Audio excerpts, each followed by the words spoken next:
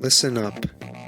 The views, thoughts, and opinions expressed in this podcast belong solely to the podcast participants, and not to any participant's employer, organization, committee, or other group or individual. This podcast is for entertainment purposes only. You know, for fun. So lighten up and enjoy.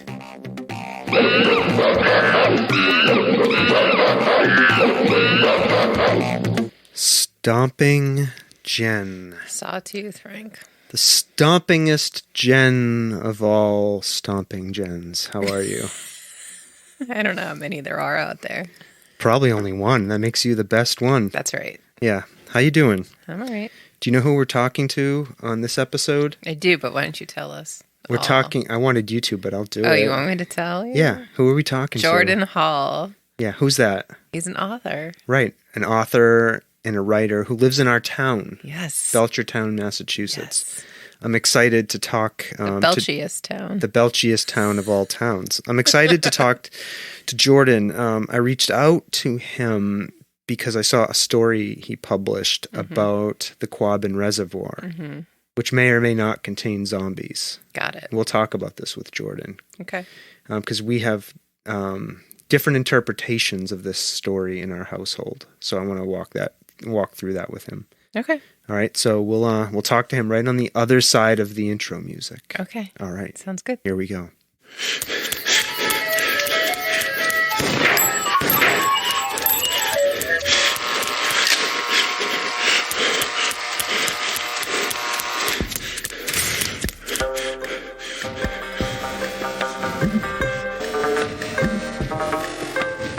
The Soft Serve Podcast. Creamy, delicious ideas without the creepy truck. Stomping Jen. We're here again talking. We're going to talk to our guest, Jordan Hall. When's the album come out? Which album? Are we going to do a compilation of all my singing intros? Do you think that would sell? No, I don't think anybody would buy that. I do have a sound, what's that called? SoundCloud channel? No. And it has one single on it. No. With my alter ego. No. Old, young, creamy Sawtooth. No. Do we need to hear it? No, we do all right. not We need won't to do that to hear- our no, guest. no. I don't think Jordan wants to hear my rap song. No. Nobody wants to hear What was that called, the song? What's So Merry About Christmas? It was a great song. Well, people, you can go find that if you're interested. Jordan, hello. Hello. Is there an apostrophe in what's so or what's? Oh no. What's so? I need the exact title. There's an apostrophe. What's so merry about Christmas? And so merry. My alter ego is young, creamy Sawtooth. Yeah. And now he's going to direct. vein. Now he's going to direct link you to where you can find it. Available at all Sam Goodies local to you. Yeah, it's we Great. played it live. We played it in our Christmas episode. So anyone who wants to hear it can find it there. You can find it on our SoundCloud too. Perfect. Now I know. So, how you doing? Thanks for being here. It's really nice to have you here. We definitely like to give our guests a little space just to tell us a little bit more about themselves as we get going. So I just want to give you a chance to do that. Oh, God. Now I'm nervous, but that's fine. I work well out of fear. So thanks for having me. I really appreciate the nudge and the hello. Yeah, this is a hoot. Writing and transitioning and taking stories in a different direction. I've kind of been in the writing for a long time and just now starting to get it out there and play more with it. Thanks, pandemic. You've given me a lot of focused energy and places to put it. But I was writing for a long time before that. I don't know, where should we start? Well, I wanted to ask you. You grew up on a dairy farm in Wisconsin. Tell me a little bit about that. I grew up in a family of 7 brothers and sisters. I am a twin. And I have an older brother and sister who are a set of twins, back-to-back twins in my family. And, Oh, wow. I asked my father at one point why we had so many kids. No, I asked him why we had so many cows. And he said, we have all the cows because we have all the kids. And so immediately I was like, so if we had fewer children, there would be fewer cows. Okay, Father, I read you. And I thought he was winking at me. He wasn't. There was no foul play. But that's just always where my mind goes. I like to go to the weird, bad stuff that you shouldn't play with. And on the farm, there's a lot of that. There's death everywhere. There's sickness all the time. It's brutal. It was Northwest Wisconsin, so we're talking -30. Any given year you'll hit. They close the schools down when it hits -30 without the wind chill. They don't mess around there. You have to have real cold. People drive to school in their snowmobiles sometimes if they can't get there. It was rural Wisconsin, so think of it like lakes and rivers and trees. And I grew up on a dairy farm with a bunch of brothers and sisters. It was glorious. We worked our tails off. Grandfather was a farmer, mostly farmers and teachers and nurses in the family. And I wanted to see a little more. So I went to college in Duluth, Minnesota, and then met a bunch of great people there, and they were all full of vigor. And some of them were headed to New York, and I followed some of them. And there was a dozen, I think, from our college that went there, and over different paths. We all went different ways. And I got into some silly theater, some downtown Dadaist theater, and some group theaters, and met a guy doing sketch comedy. And his name was Sam Reich. And we did some theater together. And then he got into doing sketch comedy. And we had some crazy jobs over a couple of years in New York City. And then he got asked to work for College Humor to head up their originals department. And he looked to me a couple months after that. He's like, I need a production manager. We need to make movies. They're giving me a budget to make like internet movies before internet movies was a thing. So 2006. Oh, wow. 2005, 6. Yeah, it was before Super Deluxe hadn't happened. Funny or Die hadn't happened yet. Like nothing was. E-Bombs World was the thing still. Yeah, I remember College Humor. I do remember that for a while there. Yeah, and we did great. Like we did a lot of fart jokes, and it was awesome. I had 4 great years there, and we went from an office in Chinatown to a bigger office on Union Square, and then a huge fancy office on the west side, and a new IAC building. IAC is the company that owns a bunch of other websites. One of them was College Humor. Anyway, it was great. It was like National Lampoons, and it was everything you think an internet comedy company would be like. It was great. Did you do writing as part of the theater group and when you were at College Humor? No, it was more all that. I was a performer and director sometimes, but it was always I had to get the physical stuff out. I was never patient and calm enough to sit down in a chair. Is when I really started to slow down and do that and focus myself into the page and the story rather than trying to put it out on stage. That stuff, like a successful play, you have to do over and over and over and over. Like a successful play you do for 10 years, the same show. I realized that at some point early on. I was like, I can't do that. That's not fun. I need something that's more engaging. And so I tried to find ways, and I hit on writing like the second or third year I was in New York, and really started playing with it by the time I was doing College Humor. And I had a novel written before. By the first 6 months in College Humor, I had the first draft of a novel written. I thought I was going to be published by the time I was 30, and then movies took off, and the book was bad, and I had to write it again. And then I wanted to write a shorter thing, and movies. And I got married, and then we had a kid, and now we're 4 years here and slowed down and got a couple of drafts of some real nice novels, but I wanted to get more smaller work out. And so I let the environment affect me and learned about the quabbin. And once you learn about the quabbin, I don't know how you don't. How does that not take over your brain for a good amount of time. Yeah, and I'm gonna ask you about that. And for those listening who may not know what Jordan's referring to, Stomping Jen, the Quabbin is this gigantic reservoir that they built out here in western Massachusetts to supply water to Boston. And there's about 150 miles between us and Boston, I think, somewhere around there. And there's a whole backstory to that we're going to get into when I asked Jordan about one of his recent stories about how they built that. But Jordan, I wanted to ask you just a little bit about that first novel. Is that still kicking around in some form, and do you plan to do something with it, or have you moved on from it? Oh yeah, no, it's ridiculous the things you undertake. But yes, it's called Phantom in the Fair, and it's a coming of age novel. It takes place in 1904, and it's he runs away from home to find his destiny, and he gets into a big kind of the underworld of the 1904 World's Fair. So you get to look at St. Louis and the turn of the century, and it's all rebuilding time in America. That time in America is crazy. Out of the Industrial Revolution, politics are crazy. We're just getting electricity. There's no refrigeration. It's rough. Yeah. I like to play with a lot of that stuff. So that is in. I love that one. I know what it is now. I took it to a highlights novel workshop.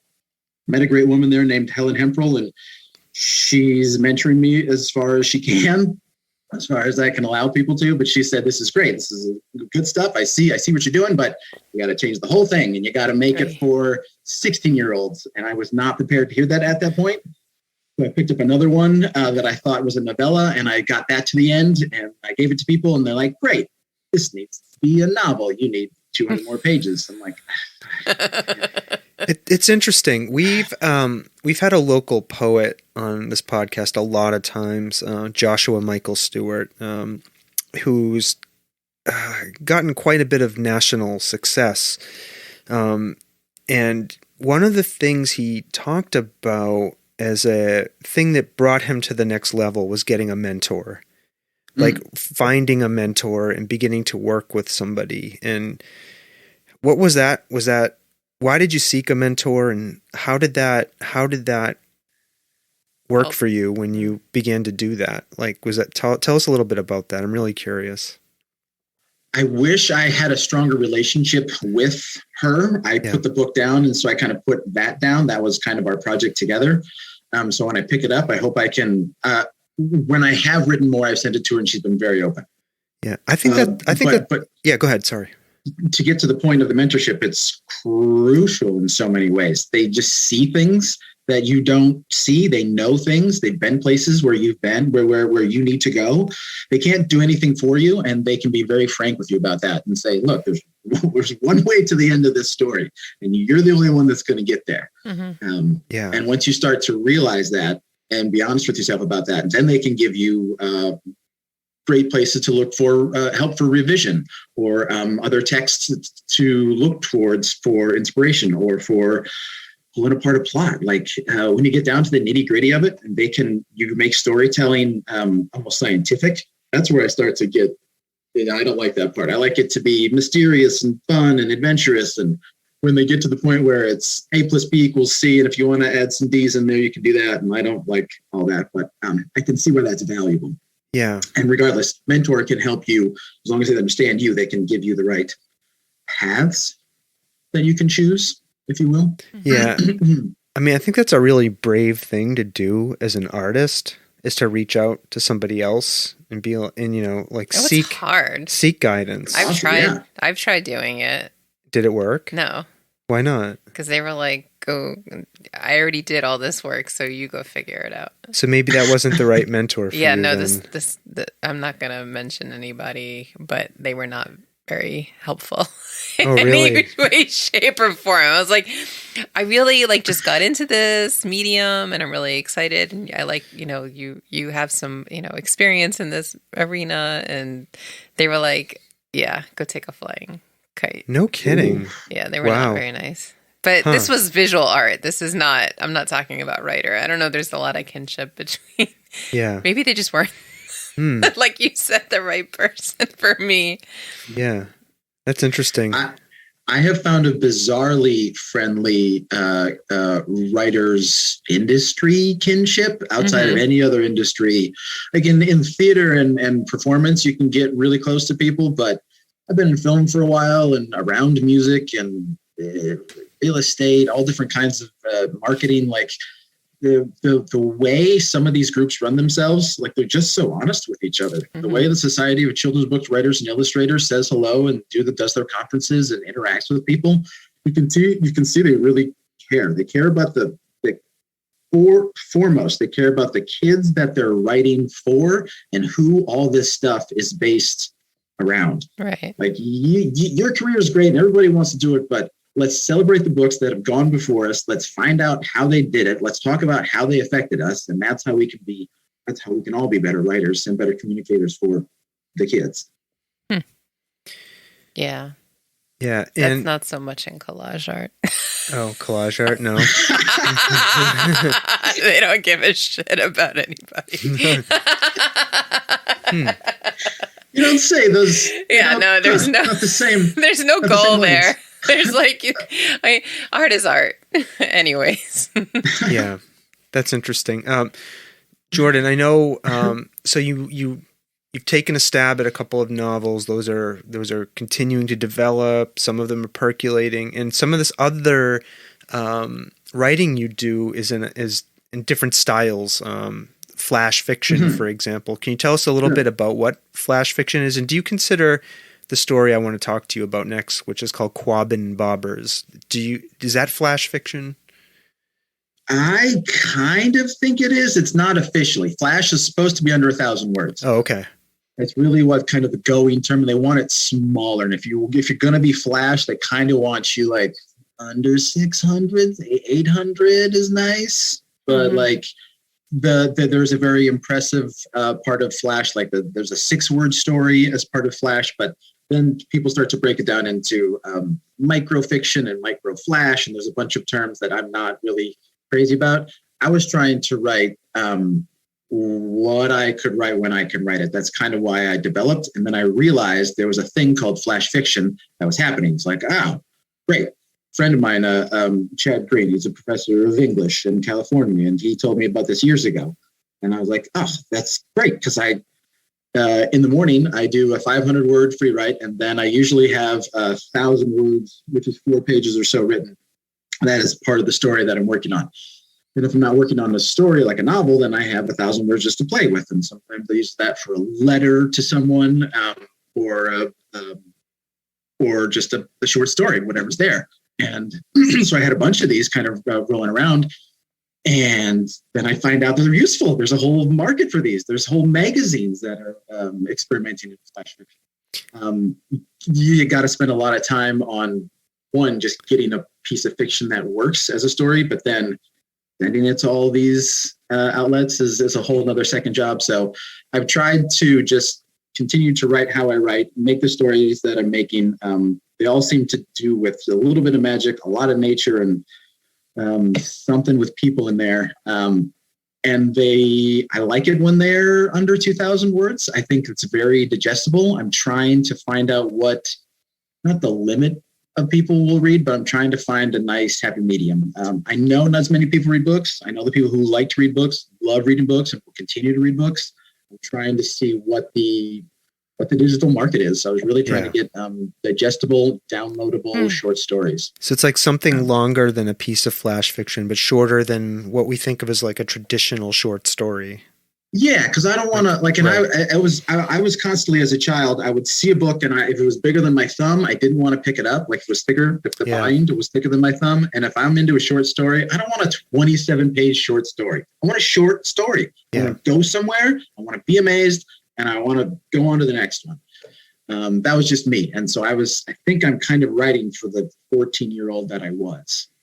Yeah. And so the story that I read this last week, Quabbin Bobbers, and it's the story that drove me to reach out to you because it's about this reservoir in our region here, Stomping Jen, Western Massachusetts. I really enjoyed it. It had a lot of like local details that as somebody who lives in this area, I really enjoyed. Can you tell us a little bit about the story to as far as you want to go? Because I know some people don't like to say like what a story's about particularly, maybe, or what it means or what it should mean. But sure, I'll go as far. Well, yeah, I mean, we'll talk about it. It's it was an attempt of mine to get people kind of through the back door or through a way they might not expect to get to understand about this area and the history of this area. And I thought you could do that. I thought it was a very nice, natural way to imply some things or to open up conversations. Yeah. I can tell you a little bit like with where the seed came from, if that's. Yeah, I'd love to hear that. Beginning of the pandemic, we were there. It was flat. My daughter was 3, just learning to ride a bike, so it was perfect. It was flat and it was windy, but it was flat and it was always clear. Yeah, and, so if I can interrupt real quick, for people who don't know, this reservoir, no, it's okay. Look on a map, Google Quabbin Reservoir, pause this and go look. It's this enormous north to south running body of water. I mean, I think it's a couple 100 miles around at least, maybe, or at least 100 miles around. And it's hundreds of thousands of waters, acreage and watershed. It's 90 billion gallons. Like it's and on that flows every day. Yeah, and on one of the eastern parts of it, there's this enormous dam called Windsor Dam, and it's like a long quarter mile. Yeah, like a quarter mile or half a mile, I think. I used to run it. It's like half mile. Yeah, and it's like a long like pathway, and it's absolutely beautiful. You can just walk across it. People go there for dates. People bring one side is pure water and gorgeous forests and just it looks like pristine, no houses, nothing. And the other side is a gorgeous green meadow down into fly fishing waters and more pine trees. Yeah, and people, it's a beautiful place. You should visit it. People go there, they ride bikes, they run, they roller skate, they do all sorts of things. So I'm sorry, I just wanted to give people a set the scene for folks. Sure. No, thank you. I appreciate that. Cause the scene was very important to me and I didn't realize it until a couple times. So there's a couple spots of the Quabbin that have spurred stories. I've seen a couple sets of crows there, and I've learned a lot about crows and ravens in general. So there's another thing and learned the original name of Quabbin, where Quabbin comes from, the Caben, a place of plentiful water or something like that. I have the exact written down. Regardless, and it's in the story, so go read it, people. Yes. We were there often. And if you know the Windsor Dam, there's 2 spots where you can park. And on the very first spot is where the state police have a building. And there's some rangers that hang out. And we remark often that there's gull harassment zones. And I just think that's hilarious. The signs are posted and it's a funny term to me. And I don't know if people notice, but there's also the gull harassment is so birds don't poop in the water. So they don't have to clean more poop out of the water before people drink it. There's also some fake dogs that are sent out around, or a wolf or something. Anyways, it's all to alarm the birds. We're there the 15th time in May, and I remark at a bird or a falcon or an eagle, and a ranger just starts to tell me the stories. Like, yeah, we used to have a camera, and the camera was taken down because someone's cat got in there, and I thought that was so charming. And I couldn't stop thinking about it. And then I learned more about the Swift River and how it was dammed and what was going on. And just what if someone really held on? What if someone didn't want to give up their property? What if somebody from Dana or Enfield or Prescott just held on? And a ridiculous idea. Don't get me wrong, but what if? And I was just sure. I'm like, oh my God, of course. And when I start reading, of course there's bodies down there. Yeah. Yes, they got all the people from all the graves they knew about, but they say if you look at the Quabbin Park Cemetery, the new cemetery where they exhumed most of the bodies to, they say right on their site, they're like, we got all the white people we know about, but there's a lot of nipmuck over there, and we're just not sure. So yeah. And also, just to go rewind a little bit, so the Quabbin was created. It's a man-built Quabbin Reservoir. Yes. They flooded 4 towns Mm-hmm. to build this drinking water supply for Boston. Yeah. And they... Boston. Go ahead. Yeah, no, go ahead. When reading all this, I didn't realize Boston had been thirsty since its inception. Like Boston hadn't had the right water. They had a thing and then they sucked it up and they had another one. And they had been looking for real water for a long time. And it was a combination of people from the East knowing about the cool fly fishing spots that nobody knew about. And those 4 towns in that valley there really trying farming for a couple of 100 years. Didn't really work out, and Hadley was much better, as it turns out, for farming in other places. So a lot of their industry wasn't working, and it was a perfect combination of a place that was industrially declining, Mm-hmm. and then had very little influence and power, and a lot of upsides to a lot of people in power. And like I kind of want to know more about the goings on in the 20s and 30s, because people were looking at this thing for a long time. Yeah. I have literally never thought about it from that perspective. Yeah. You have just like opened my eyes there about so many different things in this short. Yeah, and when they created this reservoir, they said to the people, like, get out. They paid a bunch of them off, and like Jordan's saying, like, what if some people refused to leave? And probably there were some people who were left down there when they started flooding. And what I learned from your story, and I wanted to ask you about this, like if you researched this or if you were taking liberties as a writer, is it like they slowly flooded the reservoir? Like they turned it into a marsh first, and then kind of like shallow ponds, and then they made it a bigger. At least that's what I read from the story. Like it was a slow process of converting it into a reservoir. That's what I took from the story. I know nothing about it. Not as a malicious attempt. It took that long for the dam and for the Windsor Dam and the Goodnow Dike, which is almost identical. Yep. To take effect. To fill the whole thing, I think it took 7 or 8 years. Wow. I think it was filled. The law passed in 2029. The Swift River Act passed, and then it took a couple of years to pay everybody off, move everything, take all the buildings down. There's some stupid stuff that happened. Like people were getting pushed out of homes that they had their entire lives, or their families had homesteaded.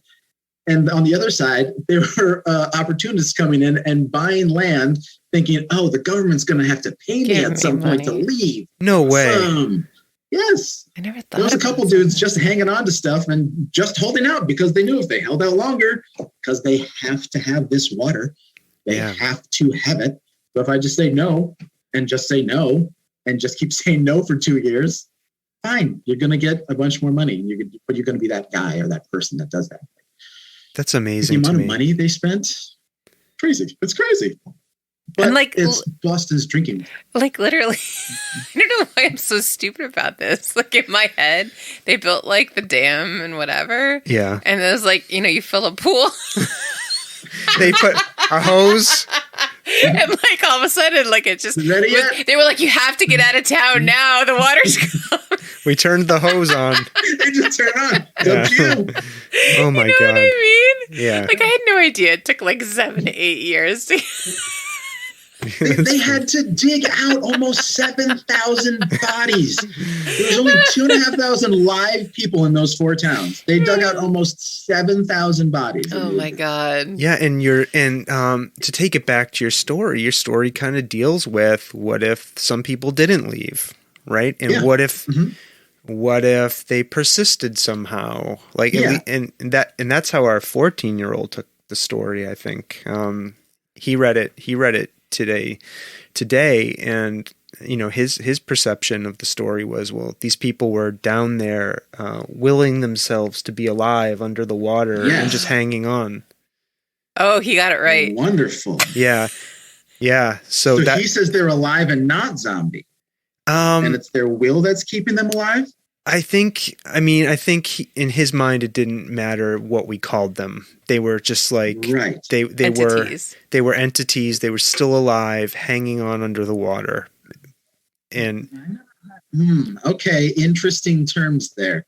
I was reluctant to say zombie because I don't, but it's the closest thing to a zombie. Yeah. It was the most hopeful zombie I thought I could conjure. If you can call, I think it's hopeful. I honestly do think it's powerfully hopeful what the Ides brothers had done. The 14-year-old might be on. Yeah, that's kind of where I was.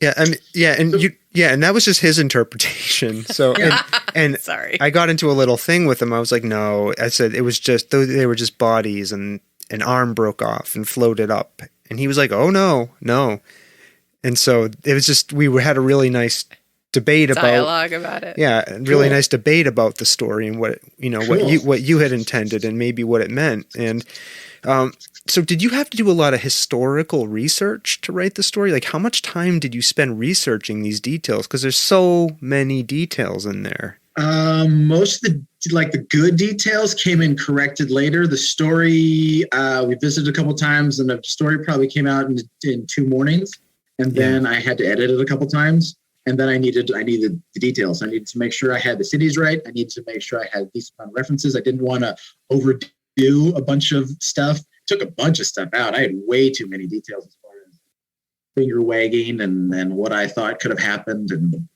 you find that you can do a lot with you can do more with less. Mm-hmm. Yeah, and I will share another element of the story I really enjoyed was the story starts off about this park ranger sort of and they have this falcon cam, so they watch the falcons in the nests, and one of them brings a cat in, right, and there's a whole little thread in there about how the internet goes crazy because the footage of the falcon destroying the cat, right, and a bunch of people want to ban the camera because it showed a cat being eaten, and they want to ban the falcons.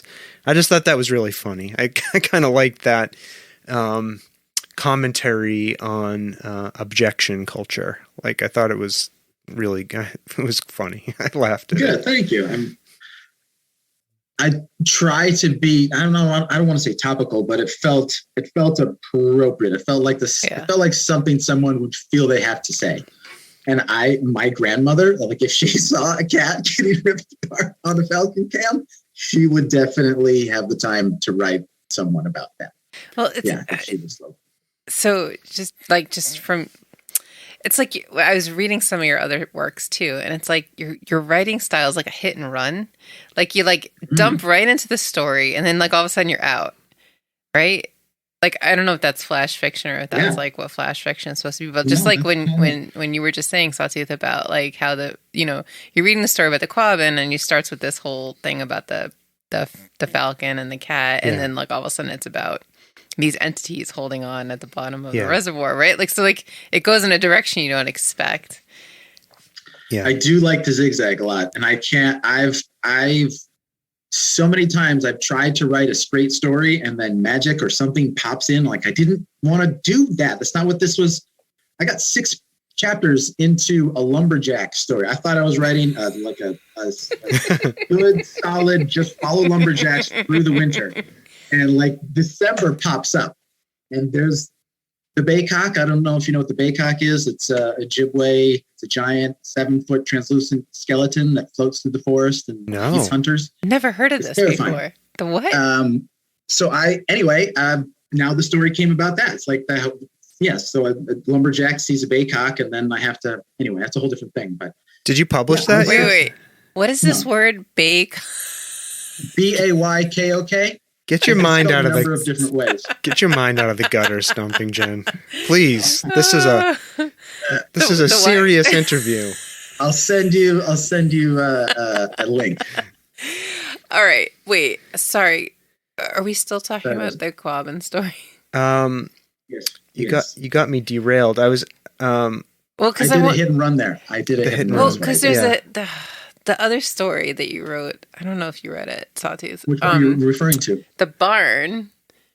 Oh, the Christmas barn? The Christmas barn. Yeah. Oh, yeah, that's a good one. It's like a joke. Like, I mean, it's like, you're like going along and you're like, and then that's like the punchline is at the end. Yeah. I loved it. Yeah. It was, did you Oh, read you did? it? Great. Yeah, no, Thank I you. totally loved it. I don't mean a joke like it's like, bad or like whatever. Like, it was just like unexpected. Like, it took like this weird, unexpected, all of a sudden, like turn. So there are people in my family who say that is not holiday fare because it's not nice. It's not hopeful. And I said, well, that's not, the animals made it that way. That's not what it's up to them. And also everybody got what they wanted. Right. Didn't they? Yeah.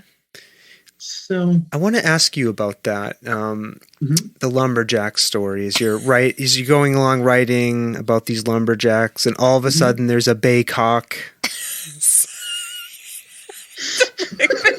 then you're writing this story, this Christmas story, and then these animals that you're writing about are driving the direction. Tell me about that feeling when you're writing and all of a sudden something comes in and just takes it in a different direction. Is that a muse? Is that what is that? Sometimes I'm ready for it. Sometimes I'm expecting it. Usually I kind of know something's around the corner. I'll set myself up like I know I'll go into a chapter and I know two characters have to talk. And I don't know what's going to happen. Like the other week, I got the end. I got to the basically the climax of the novella that I was telling you about. This one's about the history of garbage in New York City as told through the eyes of pigs. And I didn't expect a really cool thing to happen. There was a very nice parting of ways, and I'm not going to give anything away, but I was shocked that this is how it happened. And this is how it is right now. It might change again.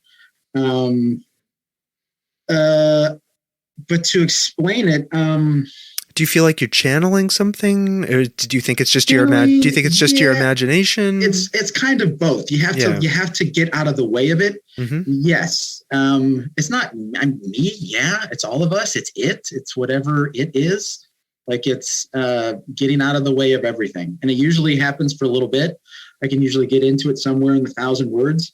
Or if you're really impassioned about something and you really can like see it and feel it and have the whole thing and just be the idea instead of what you want the idea to be or what you think people are going to see the idea as. If you can just be the idea and cross out all the other words, that's what I'm listening for. I'm usually listening for the wrong thing.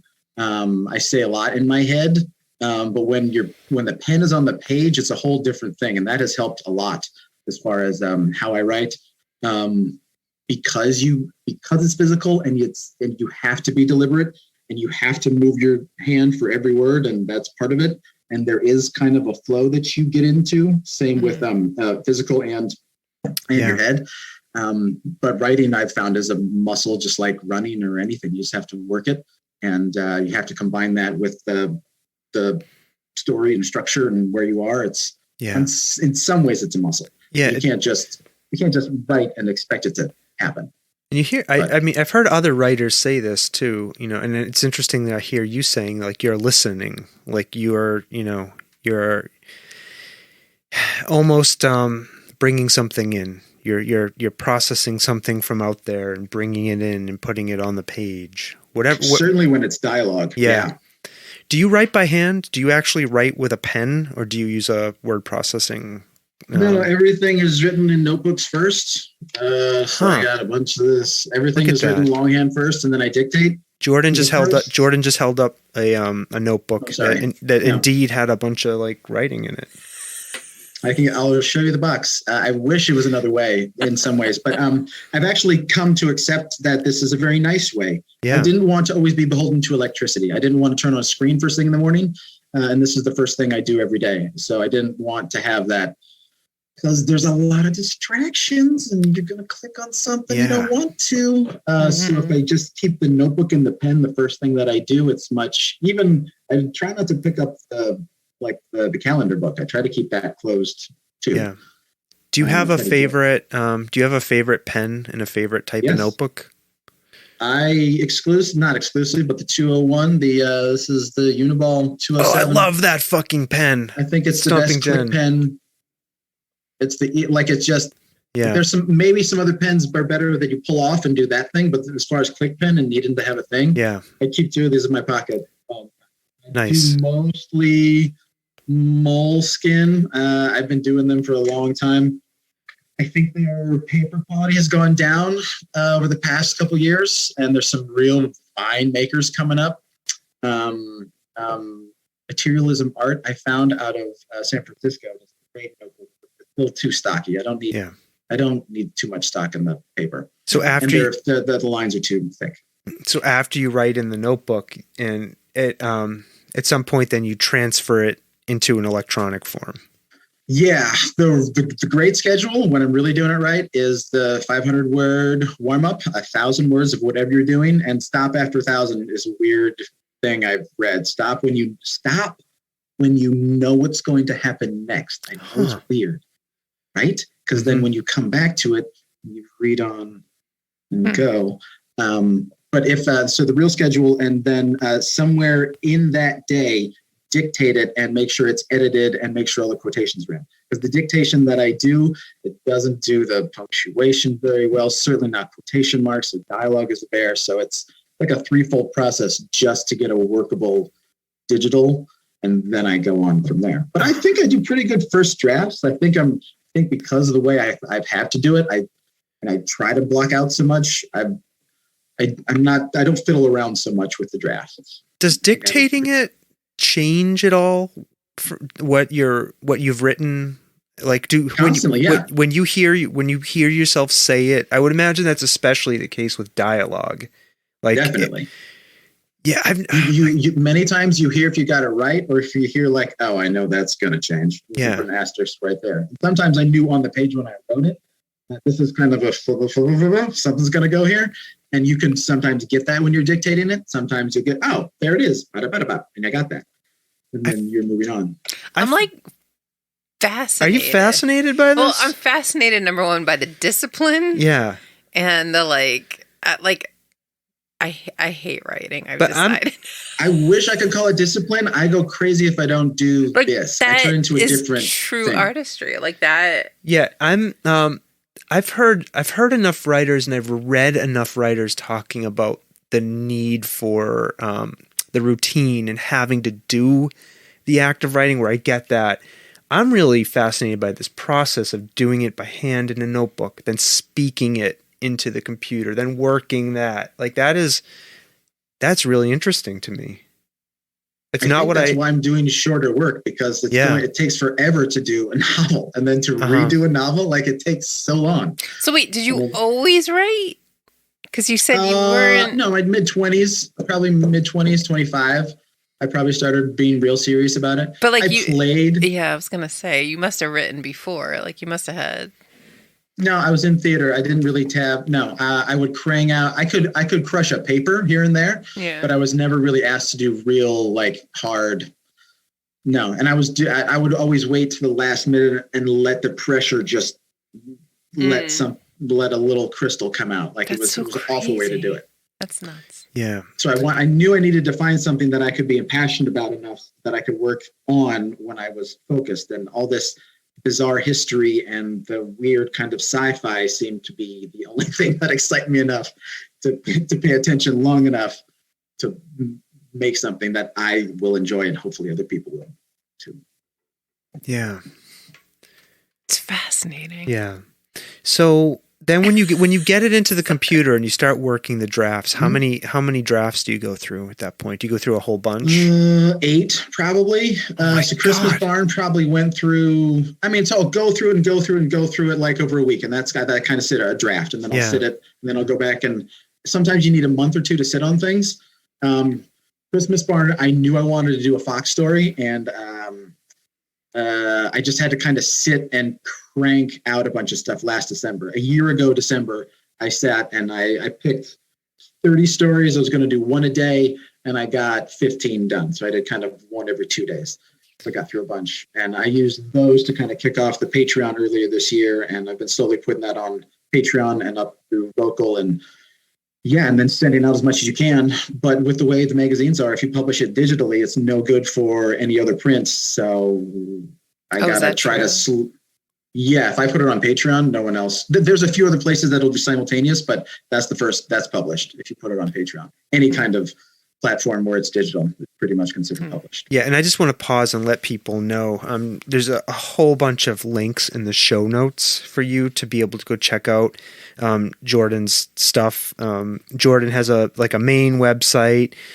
He's got some places where some of his work appears. I've got a link to his Facebook page, his Instagram, his Twitter, and his Patreon. So go check out all of this stuff. There's a lot of stuff to dive into if you want to learn more about Jordan and read some of his work, but it's all going to be in the show notes. So make sure you go check that stuff out, folks, as you're listening to this. A lot of good, weird stuff all over the map.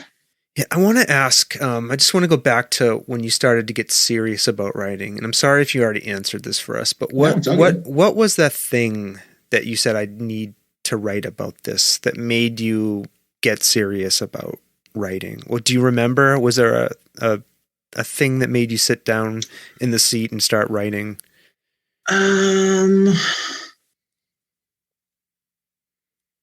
To really sit down, it took a long time. I remember the first time when I thought writing would be cool. I saw my older sister in a play. I was probably in kindergarten or so, and she would have been 2 or 3 years ahead of me, like a cool third grader. Or maybe I was in third and they were in fifth. Anyway, the play was astounding. It was probably very simple. It was like a retelling of some fairy tales, but they did it silly, and I knew the people on stage. It was my sister and her friends. And I had such a great connection with that. I was like, we got it. So I tried to write a play. So I tried to write the exact play that they did, got bored with that, and then kind of stopped writing for the next 15 years. Mm-hmm. There was a bunch of story songs. I got into Harry Chapin in high school and just loved his story song kind of way, and really connected with some English teachers and other friends in high school with these things on long drives. And someplace in New York,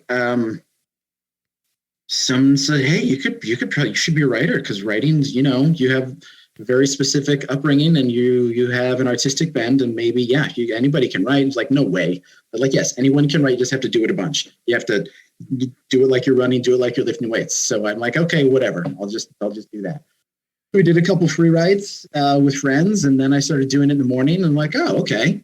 And then I read about a writer who a friend of mine was into, and I'm like, okay, do what he does. And he wrote first thing in the morning. He said it was great. He's kind of in dream state, and before he touches anything, he just does that. And I was on the road a bunch when I was in New York. I was doing, when I got to New York, I went to do some traveling production for Court TV. So I traveled the country a couple of times, and so I always had time in the mornings before the stuff had to happen. So that's when I would do the stuff. Did I want to ask you about this? So you grew up on a farm in northern Wisconsin, and then you went to the biggest, craziest city on the planet. What was that like for you? It was great. It was silly. But it felt fine. The whole thing felt fine. I think now that I'm out of it, I'm like, wow, that was dumb. Dumb. Crazy. Dumb. But just to not take it serious, because I was like, whatever, it's New York. Whatever. I've been to Minneapolis, I've been to Chicago, I've been to all these, whatever. It's New York. Whatever. Yeah. But it's like, it's New York City. There's a lot of it, and it goes on, and there's a lot of people there that you don't know. Yeah, millions of people that come into that town every day. And that place, I mean, I've said I have very few regrets in my life, and I've said this to Stomping Jen. Like, I kind of wish we had lived there. I know Stomping Jen wanted to. There's no way we would have lived there. Well, I'm just saying, but anytime I've ever been there, that place like pulsates with this energy. Like, it's like it is. Like, it's alive. There's like something happening there, and like you just feel it. It's so weird. And that you start to put your hand on that, and then that gets you through any bad time, any downtime. Like, I will live in a railroad apartment with 4 other people and have bed bugs twice a year. Fine, no problem.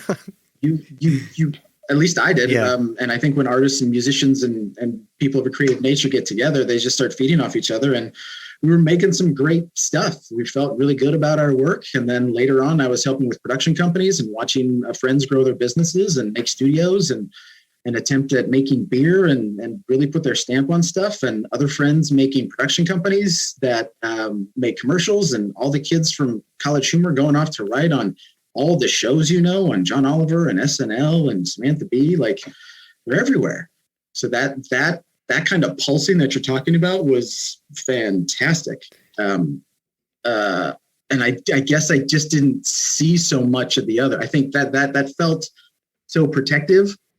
The people around you were making good stuff. People are responding to it. So I didn't have not that I didn't have a care in the world, but the city didn't feel so big because we knew people. We recognized people on the street. And then we were familiar with so many places that we had been to film at.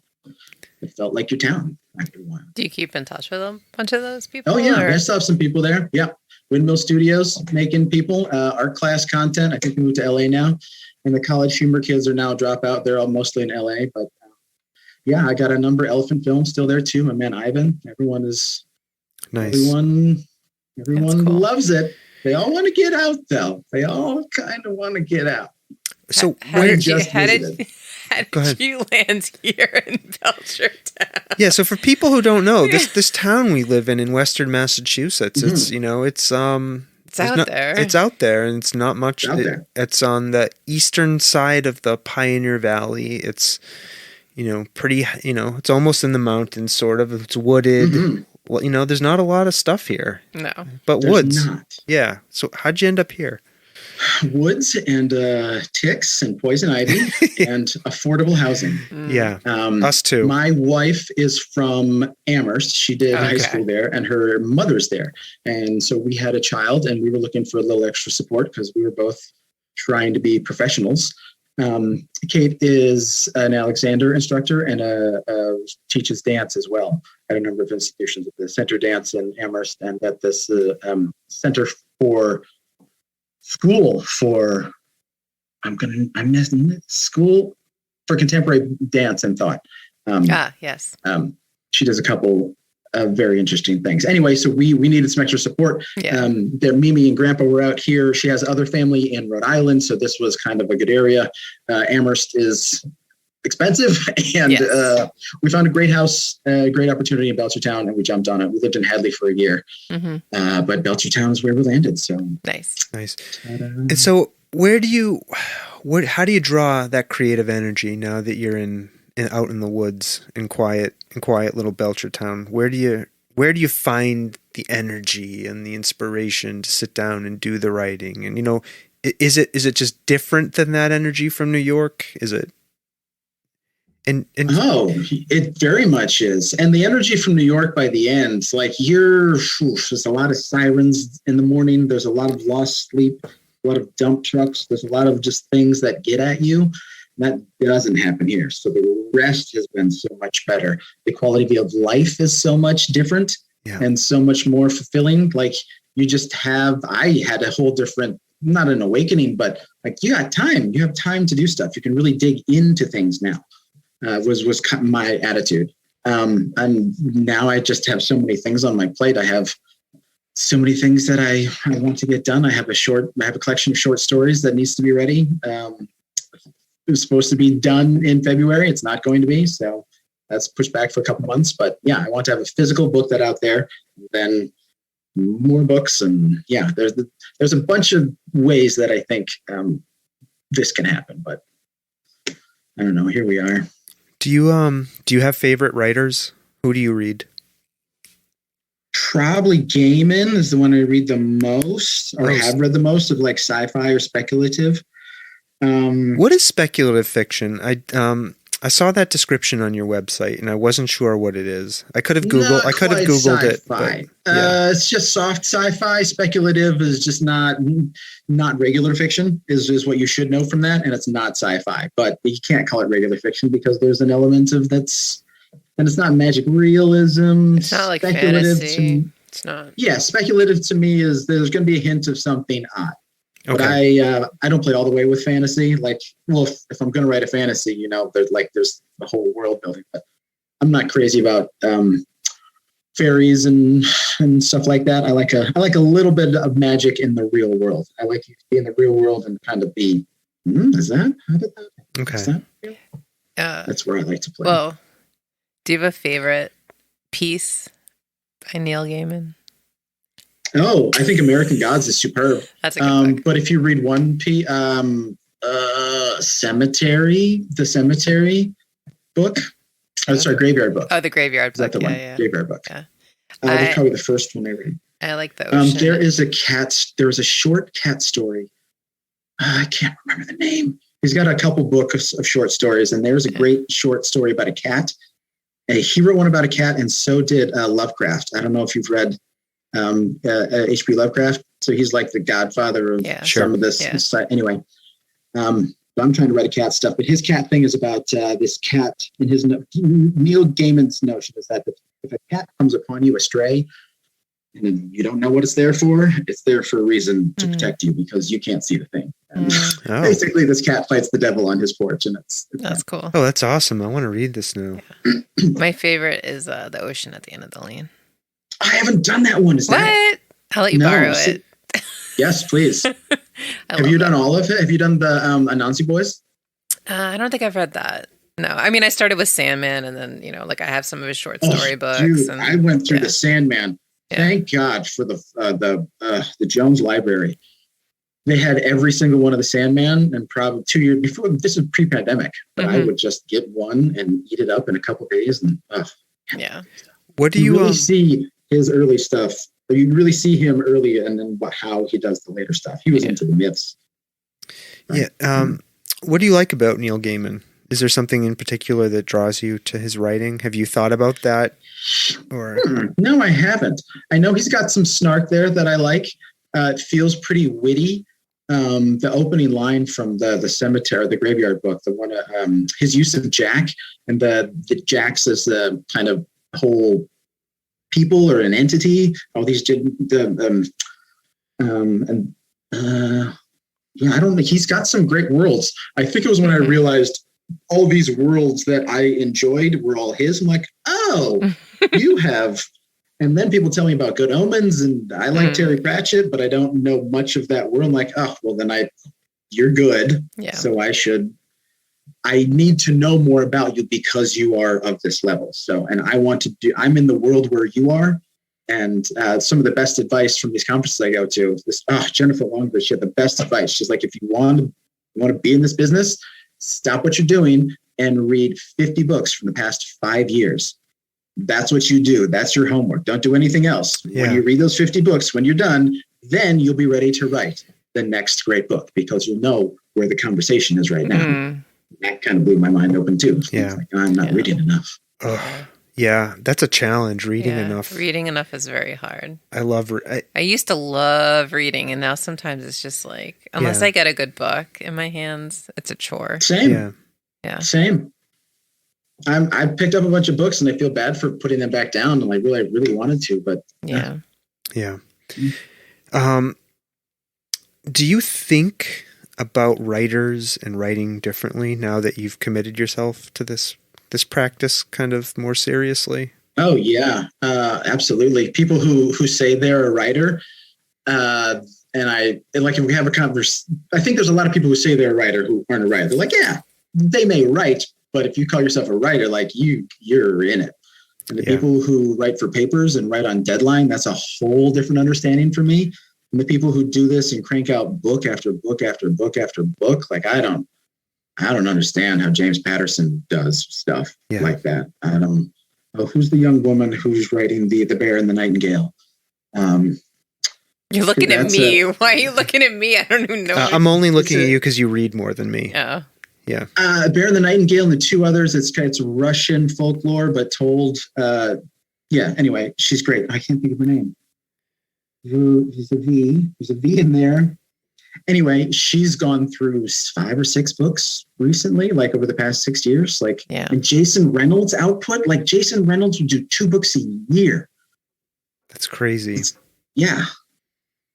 And I don't know how you keep that up, but it's kind of where publishing is crazy. Like you don't get much from a book, and you don't want to sign a big book. Like new authors, I don't want to sign you don't want to sign a crazy deal. You sign a big deal when you're a first author and it doesn't sell, then you're never going to get another one. Then you're finished. Yeah. Pretty much. That's not, but I'm hopefully I'm building it a different way is my goal. I saw that and I didn't like that idea.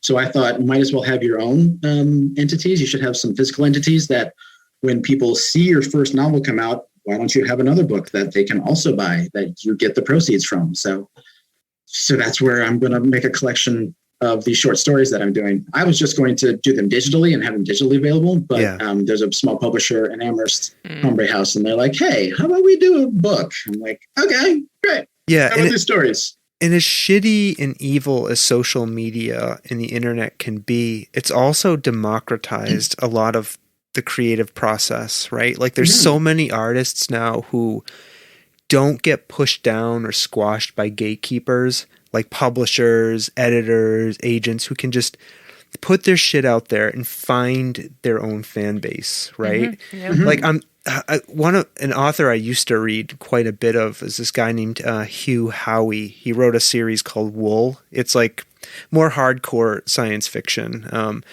But he started... They're making it into a movie. They're a TV show, I think.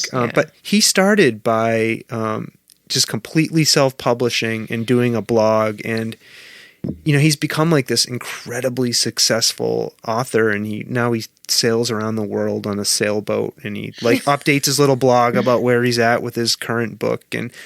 But he, he's talked a lot about this. Like people told him no, like all along the way, but he got this huge following, and he supports himself doing what he loves. Like that's so amazing to me. And I think you can. Yeah, go ahead. You can find a niche. You can find a niche now, if you're savvy enough. If you're savvy enough to write a book and make it coherent that other people can read, I hope you're savvy enough to get it in people's hands. Like it feels like you've done so much work. Yeah. You've done the hard part. Just find a group of people who are into it. I know it sounds so easy. Yeah, no.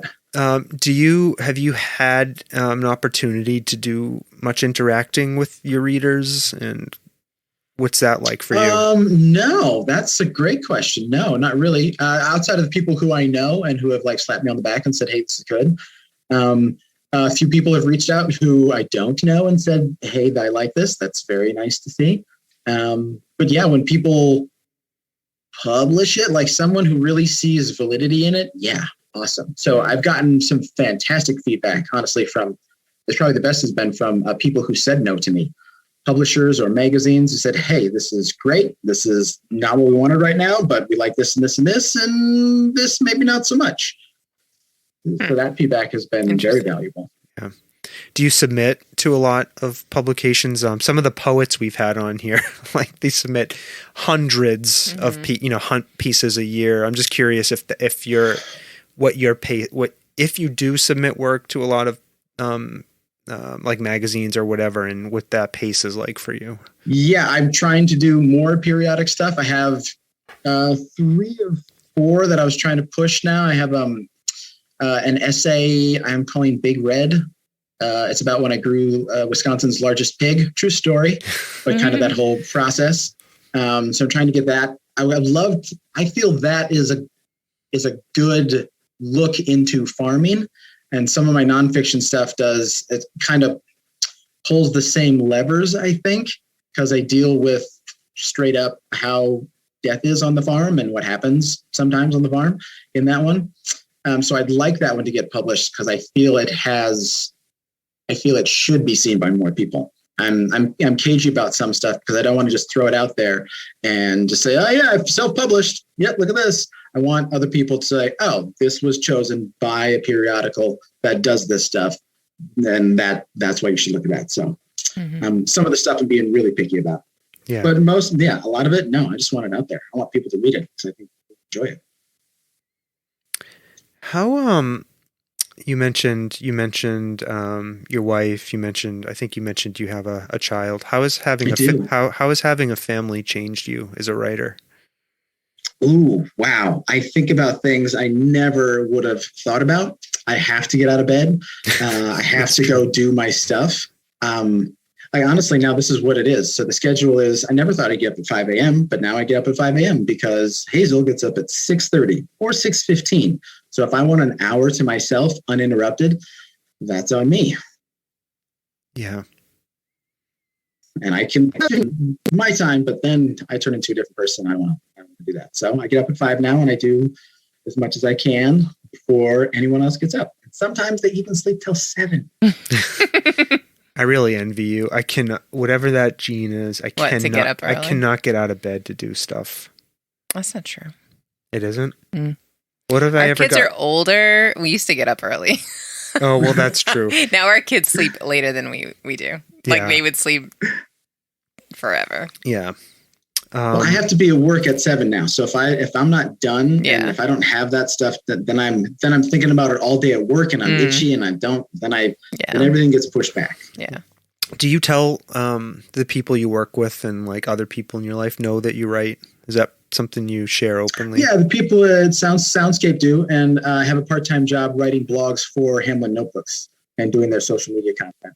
Oh, cool. And they hired me because they actually, Jen, because she read Christmas Barn. Ah. No kidding. She had read other stuff, but she read Christmas Barn. She's like, oh, just do this and do it for my notebooks. Yeah. Okay. I'm like, oh, okay. Yeah, I can. Yeah. I'm going to give you one of these for your story, getting you a gig.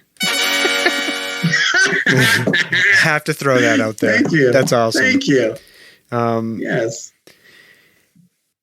I wanted to ask you about, and you've already talked to us a little bit about this, but your interest in untold history, right? The things we don't know about. Like you were just saying, there's stuff, growing up on a farm that I know that I think the rest of the country needs to know, or the world needs to know. Like, tell us just a little bit more about that. I guess maybe your fascination with history and like trying to dig for the stuff that, a lot of us may not know about.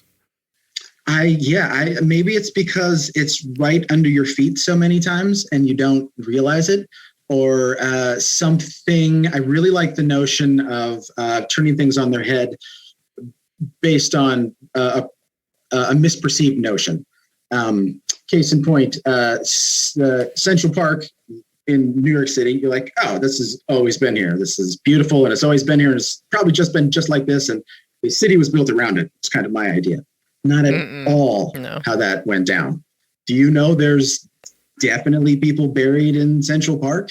They tried to exhume all the bodies, but there was, you got to look up Seneca Village. Seneca Village was a group of probably the most diverse, definitely the first like proper black focused, black heavy majority neighborhood north in the town. The bottom of the island where all the poor people were was too full. They started renting out places at churches to bury their dead. And before 1848, whenever the park got built, 1820s this was, they started, you can bury people up here. And then slowly the church built up there, and then the people followed the church, and a little neighborhood grew around it, and Seneca Village grew out. And I had no idea. I had been there when I saw these big old rocks from the old reservoir. So I want to know what those old reservoir was. And so I find the rest of the history, and then you find out about other things, and you're like, oh, well, yeah, I think people should know about this. Yeah. This is crazy. There's people down there. This is a park. Anyway, that's it. And I keep bumping into these things, and maybe it's because I'm looking for them, or they bump into me. I just found out from a news story that Russia got rid of weekends for 11 years. What? They got rid of weekends? 1929 to 1940, he wanted more production out of people. He gave everyone a color, so you worked 4 out of 5 days instead of having 7 days. It was awful. It was awful. Read up on it. I just found this story from another writer that I follow on Instagram, and he was using it to talk about just the relation of how we think about weekends. And they used to have one-day weekends. Like, this is for you, Stalin. Wait. Forget the genocide. Wait. fucking taking away weekends. The Do that. I mean, how do you have the foresight and just get everybody to be like, no, this is what's going on. Give everybody a cup. Like, this was a big system. That's fucked That's up. crazy. That's Yeah, like it's nuts. that's like in Downton Abbey. Yeah. What is a weekend? Yeah. I love that line. Yeah. I said that to my life. What's a weekend? But coming from a completely different perspective. Yeah, right? it's like the opposite. Yeah. She doesn't have a work week, Right. you know? Yes. Part of it, part of the why I write that way, especially some of the farm stuff, is that I want people who have never been to this thing or have seen this to be like, that's what it's like. And I want people who know what it's like to be like, yeah, that's what it's like. Like the people who have contacted me about the Quabbin, Melina, the newspaper writer, she told me some cool stories, and she gave me a different perspective on how people view not only the Quabbin, but also the history of the Quabbin and the whole reason it's pushed east and how they feel about people in the East. Like I didn't know that, but it makes total sense. Yeah. Interesting factoid. Stephen King worked the Quabbin into Dreamscape. There's like a whole, like one of the final like scenes in his novel Dream. Is it Dreamcatcher? What? Catcher. Okay. Dreamscape is a movie from the 80s. No, it's like isn't one of his short story collections called No. Nightmare and Dreamscapes? No, yes, but the point is the novel Dreamcatcher, Okay. part of it takes place at the Quabbin. Okay. The whole like end of it, they have to open up one of the flow pipes. Ooh, like at the Quabbin. Yeah, Okay. at the Quabbin. Like it takes place in Belchertown. What? Yeah, read When it. did he read that? When did he write that? Oh, that one was in the 90s. It's a terrible book. No, it is. It's not a good book. He says, I think that was one of the ones he may have been on cocaine when he wrote. And he's like, In the oh yeah, 90s? I don't remember that one. Or it's not a good book, but We digress. anyways, I'm digressing. Jordan, I wanted to ask you, you grew up on a farm. You started this urban farm in Brooklyn. You now did. live in a Yeah. farming community. Yeah. You kind of back to farming. Are you doing any kind of growing or farming, or are your hands back in the soil? I certainly am. Yes, Yeah. I own property, and it's been the first time where I could improve property that I could keep. I'm thrilled about it. Yeah, I'm growing an 800 square foot, give or take, hugel culture bed. What? Hugel culture is where you drop a bunch of trees or a tree and then just grow Yeah. compost on top. So there was a bunch of overgrowth here at the property. We took down around 30 pine trees. We mulched a bunch of the bark and the limbs and whatnot, and I just buried 20 of them. I got a truckload of compost from Bear Path Compost, Whately, I think. Bear Path. And so now I'm growing in that. So this will be the third spring for that. So softwoods take a good 5 to 7 years to really break down. So the growing hasn't been amazing, but once I get it all broken down, it's going to be glorious. Is that so? Are you just building the soil? Is that what you're doing, and so you can So plant there's something? a bunch of soil, a decent amount of soil reclamation needed to happen. It's pretty rocky here. Yeah. True. And I didn't do, so I added a bunch of lime, and the trees had been overgrown. These were 70-year-old white and red pine that were about 60 feet tall. Oh so my God. The ground was devoid of light, and a lot of vegetation that should be there wasn't there. So we had to get rid of these trees and slowly plant new grass and do a long soil reclamation. And I don't want to spend a bunch of money, so I'm just letting everything rot and composting everything, putting that back onto the soil. And Nice. Yeah. You should connect Jordan with Lindsay. Well, it sounds like and if Matt. he already knows all these other people, that he probably already knows. There's a farm in town, Oak and Ash Farm. They're kind of really gotten going in the last year or so. And it's Lindsay Baird and her husband Matt Baird run it. And we have 2 podcasts with them. If you're ever interested in listening to them, but they have some really cool ideas about farming and stuff. And they're into this particular type of farming. Regenerative. Regenerative farming. Yeah. How deep are they in? There's some very cool stuff happening. Oh, they're deep. Very deep. They are deep. Yeah. Very deep. And Lindsay's amazing. And they're growing commercially? Yeah. They have a CSA. A small CSA they started up. Great. Yep. That's a great place to start. Yeah. That's wonderful. Yeah. Anyways, they're cool. They're cool. We'll connect. They're cool people to connect with. Are you aware of? I think it's Venus Veggies, the guy who grows the giant pumpkins. No. Fine. I'll link you on Insta. Like if you did a 700-pound pumpkin, wow, like an 80-pound watermelon here in town. Yeah. Oh, that's amazing. Crazy. I found him on Insta. His daughter is in my daughter's kindergarten. Oh, for real? For real. I wonder if he entered that pumpkin into the Big E. That's our big regional fair. Yes, I believe. Yeah. Yes, because this one, there was pictures. I feel like I've seen very big strap. Yeah, I feel like I've seen that. Jordan, I know as we're beginning to wind towards the end here, is there anything else you wanted to talk to us about? Make sure you hit on from the writing side. Anything else? No. No.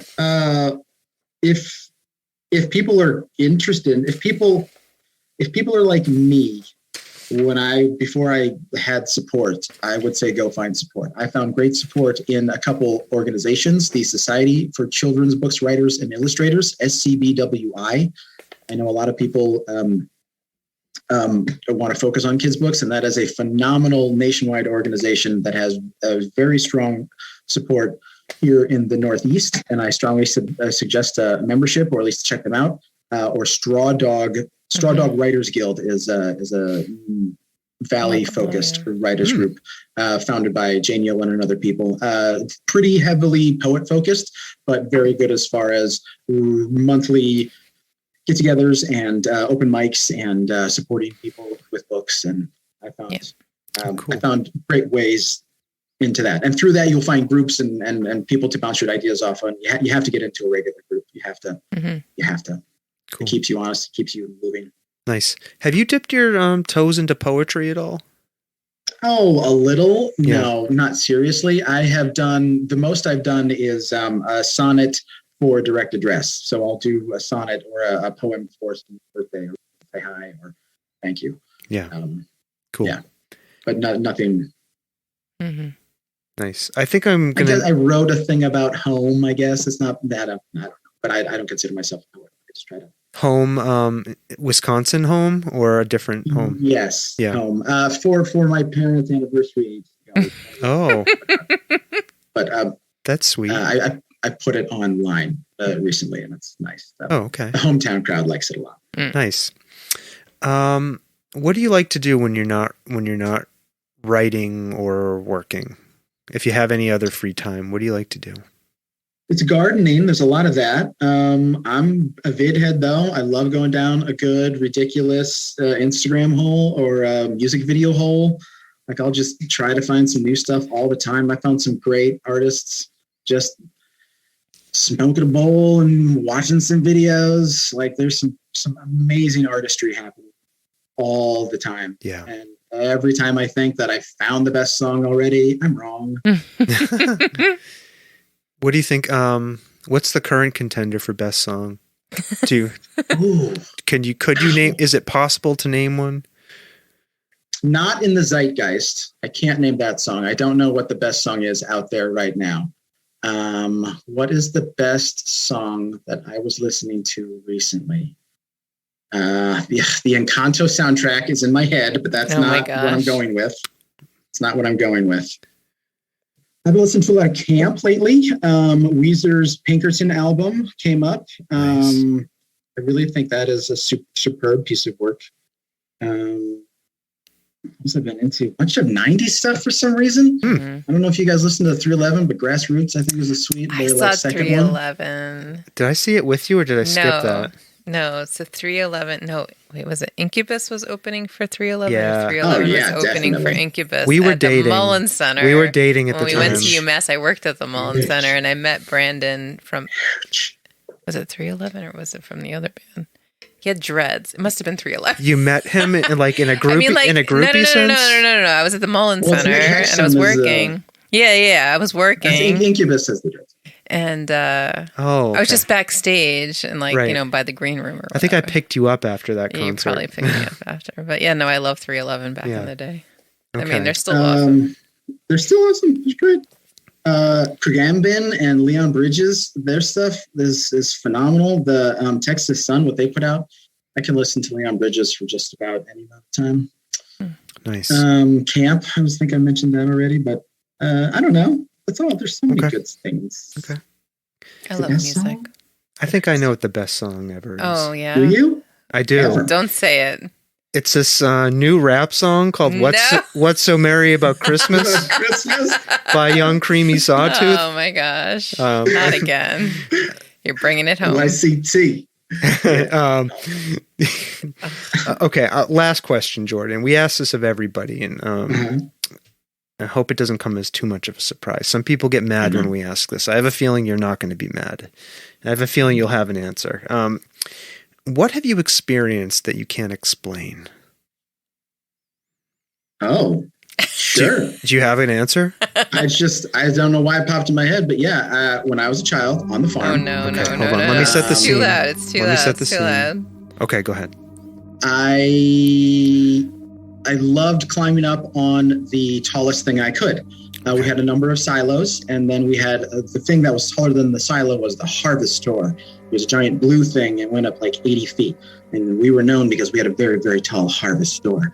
And I would climb up there and I would do what I was not supposed to do, which was throw rocks off this very tall thing. Okay. And I tossed a rock off a side that I knew I shouldn't have thrown it on. And I hit a turkey, a bird that was in a little thing down there. And it's like the only thing that couldn't happen is like, just don't hit. You can hit anything else down there. Yep. Just don't hit an animal. I hit a turkey and I freaked out. And so there's 90 steps you got to come down. So it took a few minutes. And by the time I got to the spot where I thought I was going to find the carcass of a bird, there was no bird. There was no problem. Everything was gone. Like, I don't know if I imagined it or if it just went away. Like it was far away, so maybe I missed it. But to this day, I've been like, I wished that dead bird away. That's my Interesting. best explanation. That's good. So a Schrodinger's turkey. Right? Thank you for sharing that with us. Gosh. You're welcome. That's awesome. You're welcome. Oh, Stomping Jen. Yeah. Anything you wanted to ask Jordan before we begin to say goodbye? The goodbye rituals? No, I feel like we could have talked for an hour. I know, more. we could have gone longer. But I promised Jordan we would keep it to an hour and 15, and we're already over. True. Gone an It's hour and true. 25 minutes almost. Oh my gosh. I'll write another thing and come back with another idea. Yeah. Yeah, no, absolutely. We do have return guests. So this was fun. So Jordan, This was a hoot. I appreciate you having me. yeah, we can't thank you enough. We really appreciate you coming on here, talking to us about your writing and your journey as an artist, and for doing awesome things here in our little area of the world. Mm-hmm. We love it. I appreciate you having me. I was very fortunate to find Belchertown, and I stayed away because of the name for so long. But lo and behold, Here you are I'm- in the belch with us. We're all in the belch. deep in the belch. Deep Deep in the belch. Listeners, here's some things we want to say, right, Stomping Jen? Yes. Thank you for listening, of That's course. right. We continue to appreciate that. We ask you to go out and find us on social media, connect with us there on Facebook, Instagram. Follow our podcast in your app of choice. Subscribe, download our episodes. Share with a friend. Leave us Share a with a review. friend. That's important. If you like what you're hearing here, share with a friend. Check out our new website, softservepodcast.com. We don't have much on there. Yeah, we do. We do? We've stuff. What's on there? Yeah. All right. Well, go check it out. Yeah, check it There's out. things to do there. Yeah. Okay. What else did I want to say? There's one other thing I wanted to say to our listeners. I don't know. Oh, I just wanted to shout out the Ukraine. The Ukraine. Well, give me a second. They're under siege. I understand that, but Maybe we're providing them with some well-needed entertainment out there. Jordan, like a year ago, I dumped, for some reason, I heard Kiev was big on podcasting and American culture. So I dumped a bunch of money in advertising there. And our listenership has continued to grow in the Ukraine. It's amazing. Run it. Yeah. Run so it. I want to say I want to say to our Ukraine listeners, we definitely appreciate you more right now. Mm-hmm. Right? Sure do. Way more than the listeners that we have in should I say it? The local list. Canada. Yeah. I mean, we got a good number up there, but right now we appreciate the Ukrainian listeners more. I just wanted to tell you that. Okay, we're thinking just right about now. you. That could change, right? Yeah. Right. Yeah, it could change. Okay. All right. All righty. Well, we love you, folks. Thanks for listening. And Jordan, just give a shout out, a goodbye, whatever you want to say to sign off. Goodbye. Good night. Thanks for having me. All right, Stomping Jen. Go ahead. It's your time to shine with your goodbye. Bye now. All right, folks. Bye now.